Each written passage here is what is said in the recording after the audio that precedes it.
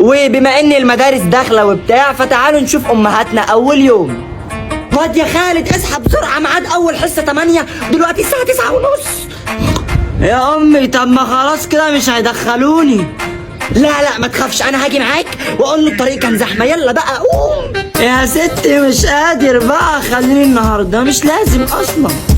لا ده لازم، ولازم قوي، اهم يوم في السنه كلها هو اول يوم. تعرف فصلك فين وتلحق الدكه الاولى وتعرف طلبات المدرسين. قوم بقى يا حبيبي يلا. طيب حاضر. ايه ده؟ الساعه 5 الفجر، امال ليه بتقولي 9:30؟ ما عشان تلحق تجهز يا حبيبي وتاكل وتشرب وتلحق الشخه تجيلك قبل ما تنزل.